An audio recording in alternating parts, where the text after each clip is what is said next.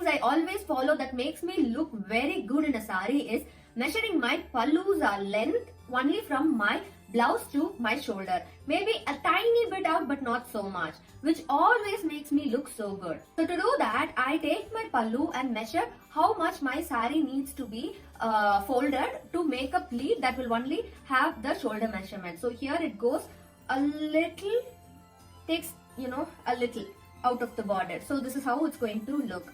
So if you are someone who likes to show a full border, you can also do this. But I always go with how the saree looks on me rather than like showcasing my saree. So the second pleat after that I make will always rest a little away from the first pleat, just like how I show you. You should have at least half an inch distance, which will give you a good appearance when you have pleated all your pleats, and your pleat will never come and show like this when you have your pallu on your shoulder.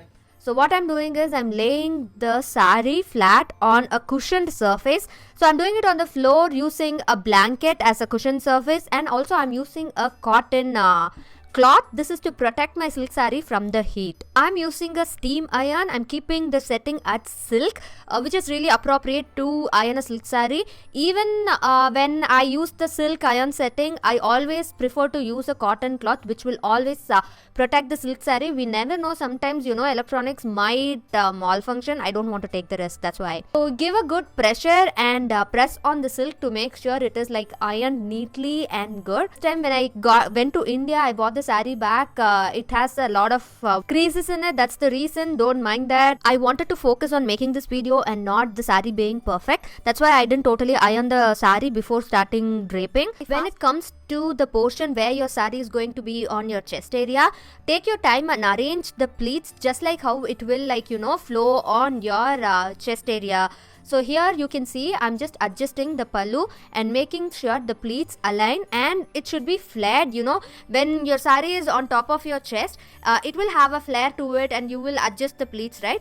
Just like that, adjust the pleats and make sure everything is lying flat on the surface. So you can see me adjusting it, and here also I'm holding the saree. In the saree I can't hold it with my hand, so I'm using a book to make sure the pleats lay flat and won't move when I'm using the iron on top of it. Just like before, I'm using the cotton cloth. I'm making sure it covers the whole saree before I put the iron on top of it.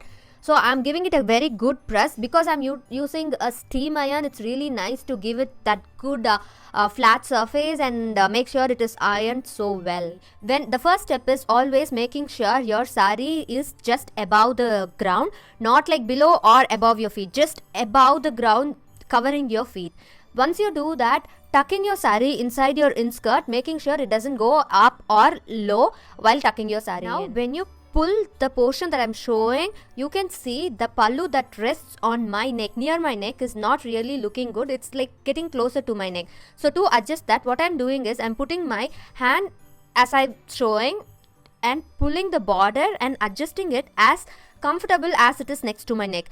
When your saree hits your neck, it's not a good look. To adjust that is why we are doing it.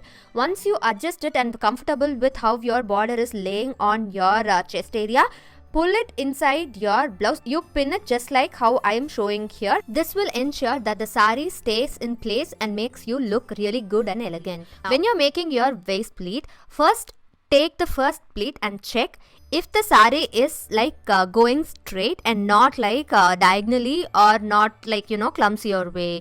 So if you check here, I'm just showing you how the saree is going straight. It should be like that. It shouldn't go diagonally. So once you're okay with that, now start making your next pleats.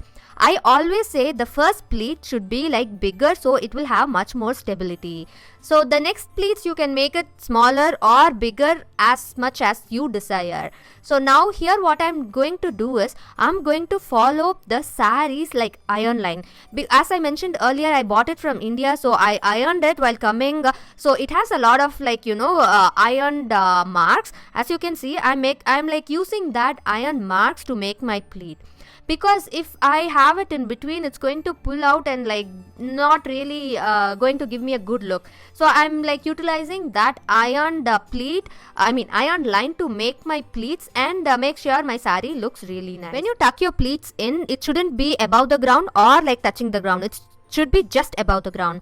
Now arrange the pleats and make sure you know where your inskirt is, and at that point, just half an inch above from that point, put a pin and tuck in your saree. To look, you know, all the extra fullness, everything is going to be around your saree. Now we are going to correct it.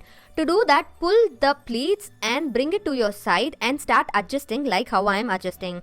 So now here every saree is different, every body type is different, so you have to work with what pleats is being like formed in your saree and pull it and adjust it. It will also take time with Kanchipuram silk saree because you know it is a bit heavier, so you just need to take a little bit of time. I'm not talking about it's going to take you more than like 5 or 10 minutes. It's only going to take you like 2 minutes or 3 minutes for each pleat. So just pull it and make sure it forms a good pleat and it is not, you know, accentuating your belly or something. You need to make sure you're not pulling and making your belly look huge, but gently pull it, and once you see it, you will know that it's looking good. Then put a pin there to hold the pleat in place.